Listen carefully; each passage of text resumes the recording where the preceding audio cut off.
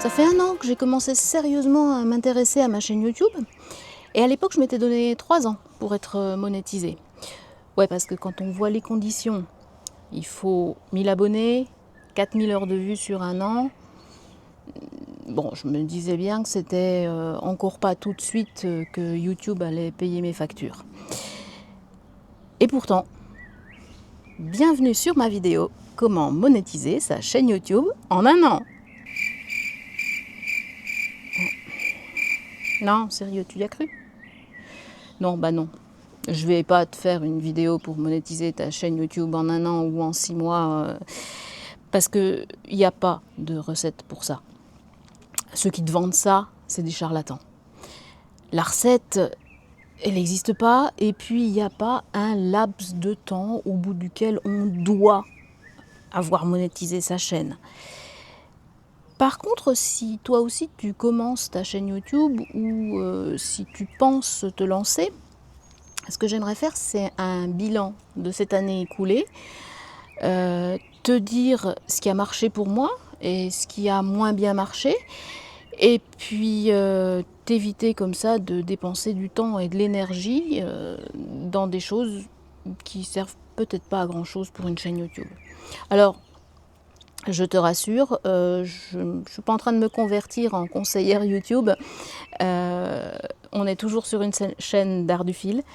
Et c'est par ce prisme que je vais faire ce bilan, sachant que ça vaut pour toutes les chaînes qui proposent des travaux un petit peu artistiques ou artisanaux.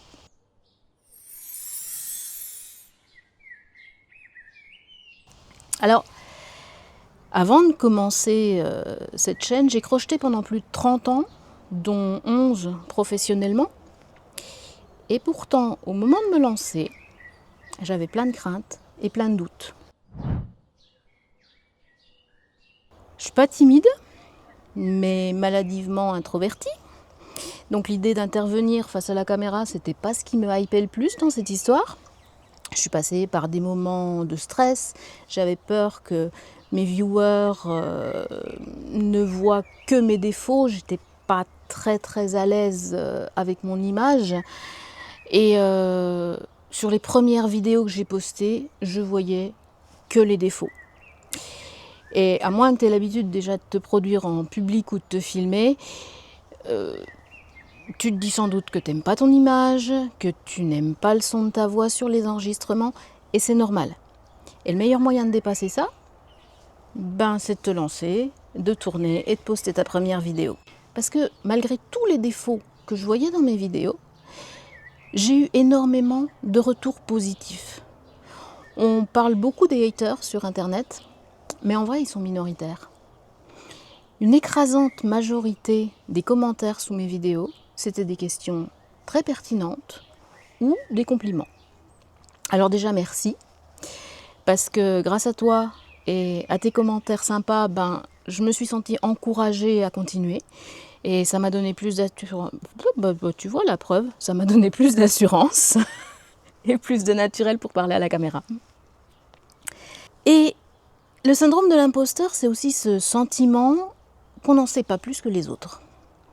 Pourquoi je serais légitime pour faire des tutos de crochet ou montrer mes projets alors qu'il y a des tas de gens sur Internet qui font mieux que moi et qui en savent plus que moi?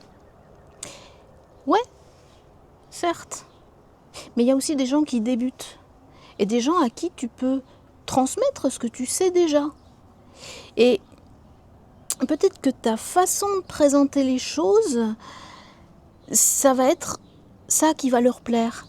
Ça va être ta façon de parler, ta façon d'être devant l'écran qui va faire que y a des personnes qui vont préférer ta chaîne et ta façon de faire des tutos à n'importe quelle autre chaîne. Il y a peut-être des gens là, dehors, qui attendent qu'on leur parle comme toi seul peux leur parler.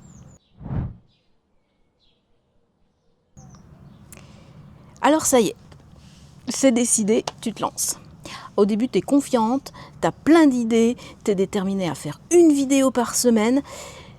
Sauf que bah, les journées ça font toujours 24 heures, hein, ça n'a pas changé. Et tu fais des vidéos sur le crochet et le slow stitching. Donc bah, tu peux pas crocheter, broder, tourner des vidéos et faire du montage en même temps. Alors tu revois tes prétentions à la baisse. Au bout d'un moment, tu te dis que tu vas faire une vidéo tous les 15 jours, tous les mois. Enfin, bah, tu fais une vidéo quand tu as quelque chose à montrer, quoi, finalement. Et surtout, quand tu as fini de te dépatouiller avec le logiciel de traitement vidéo. Personnellement, j'ai commencé sans aucune notion de montage ou de gestion du son. D'ailleurs, retourne voir mes premières vidéos, ça se voit, hein. Je naviguais à vue et j'ai vite compris que sans une formation, ça allait être compliqué. Alors j'en ai trouvé une très abordable, une formation en ligne sur un site qui s'appelle Eleform. Je ne suis pas sponsorisée pour te dire ça, hein. Mais enfin ça peut s'arranger. Eleform, si vous êtes là, si vous écoutez cette vidéo, coucou. J'aime bien ce que vous faites chez Eleform. Et une fois les bases acquises, le logiciel de montage fait un petit peu moins peur. Et on a envie d'essayer des nouveaux trucs. À chaque nouvelle vidéo, on apprend une nouvelle petite chose. Et en fait, c'est vachement stimulant parce qu'on apprend toujours quelque chose. Et puis, ça permet de tester ce qui plaît à tes viewers, ce qui leur plaît un petit peu moins. C'est motivant, c'est enrichissant. Ça donne le sentiment. Enfin, c'est pas que ça donne le sentiment, c'est que c'est vraiment ça. Tu apprends de nouvelles compétences. Et ça, c'est toujours sympa. Alors, au bout d'un moment, tu as fait tous ces petits tests, tu sais ce qui plaît pas. Et il y a cette question que tout le monde se pose. Qu'est-ce qui marche? Qu'est-ce que l'algorithme attend de moi? En vrai, rien. L'algorithme, il attend rien de toi. Il est plutôt bien foutu, l'algorithme de YouTube. En fait, il sait ce que tes viewers attendent. Il sait ce que les gens qui ont déjà montré un intérêt pour ce que tu vas présenter sur ta chaîne attendent. Et donc la question que tu dois te poser, c'est qu'est-ce qui va intéresser mes viewers potentiels? L'algorithme, il suit. Faut pas faire des vidéos pour lui. Faut faire des vidéos pour les gens qui ont les mêmes centres d'intérêt que toi. Demande-toi, toi, qu'est-ce que tu aurais envie de regarder sur YouTube? Et fais la vidéo que tu aurais envie de regarder. Fais des vidéos pour toi, pas pour l'algorithme. La vidéo qui a le mieux marché sur ma chaîne, elle était complètement improvisée. J'étais à deux doigts de pas la faire parce que j'étais à deux doigts de pas y penser, tout simplement. J'étais en train de me balader dans la nature. J'étais un petit peu perdue dans mes pensées et puis je me dis mais j'ai vachement envie de faire une vidéo qui explique pourquoi j'ai arrêté de vendre mes amigurumis. Parce qu'a priori, c'est contre-productif. Je dis que je veux vivre du crochet et je ne vends pas mes amigurumis. Alors, je continue ma petite rando, j'arrive dans ma clairière préférée. J'avais, par je ne sais quel heureux hasard, mon micro qui traînait dans ma poche et puis mon téléphone. Alors, j'ai fait avec ça. Et j'ai dit, bah tiens, voilà, je fais une vidéo pour expliquer pourquoi j'ai arrêté de vendre mes amigurumis et ce que je fais à la place. J'enregistre cette vidéo, je la poste et je l'oublie. Je l'oublie pendant 24-48 heures, quelque chose comme ça.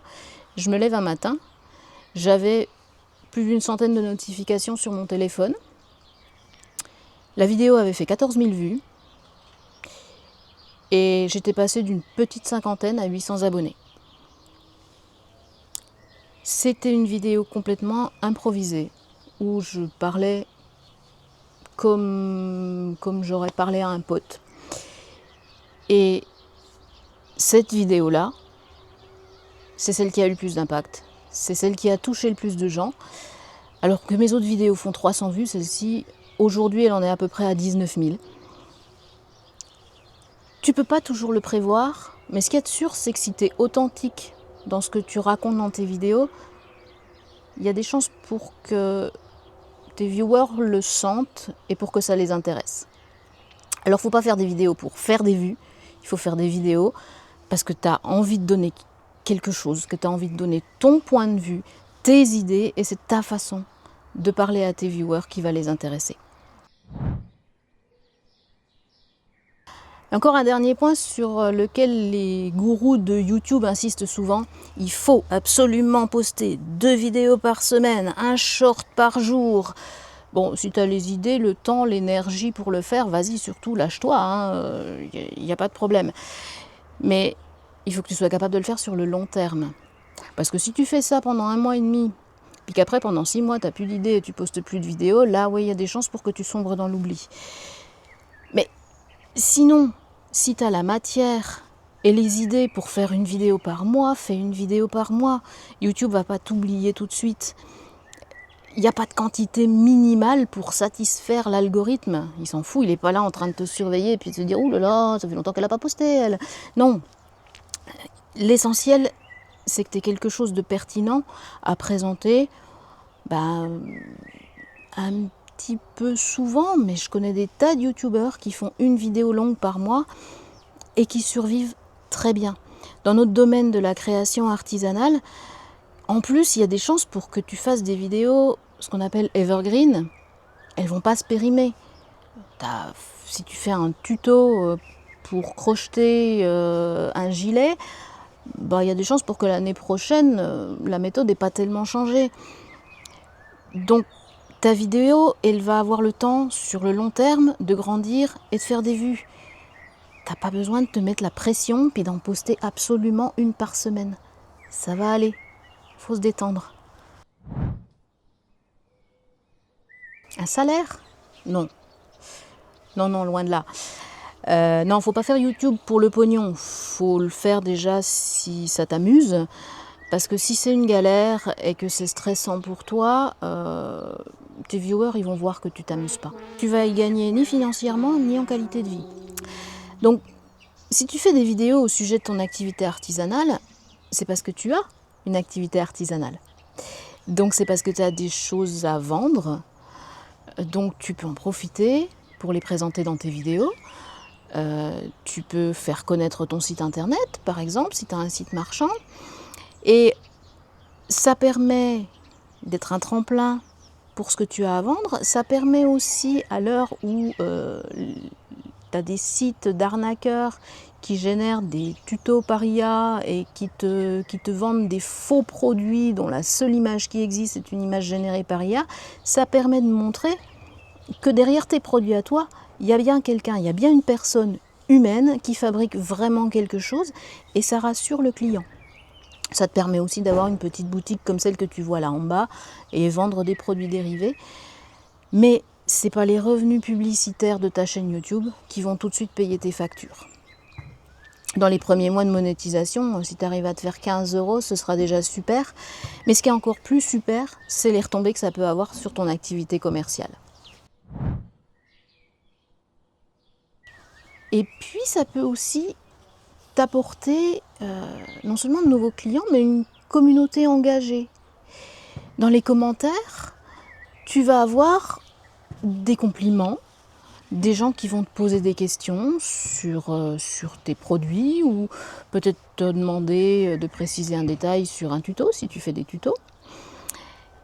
Peut-être aussi des gens qui, de par leurs questions, vont te donner de nouvelles idées pour faire de futures vidéos. Et puis tu vas créer des liens avec certains ou certaines de tes abonnés. Et puis te surprendre peut-être un jour à faire une vidéo en pensant à quelqu'un en particulier, parce qu'il t'aura donné l'idée, parce que sa question t'aura inspiré. Alors voilà, j'espère que ma très modeste expérience sur YouTube t'aura aidé à y voir un petit peu plus clair dans cette histoire, que ça t'aura donné envie de lancer ta propre chaîne peut-être, ou conforté dans l'idée de la lancer si tu étais déjà un petit peu décidé. Si j'ai pas pensé à tout, et j'ai pas pensé à tout, puis que tu as des questions, n'hésite pas à les poser en commentaire. Je les lis toutes, je réponds à toutes parce que pour l'instant, je suis toute petite et j'ai le temps de le faire. Alors merci Merci d'être une de ces 1200 personnes qui a eu un jour la gentillesse de cliquer sur le bouton s'abonner. Merci d'être une de celles qui commentent avec bienveillance en bas de mes vidéos. Ou tout simplement une de celles qui regardent mon contenu. Ça aide vraiment beaucoup. Alors à bientôt dans une nouvelle vidéo.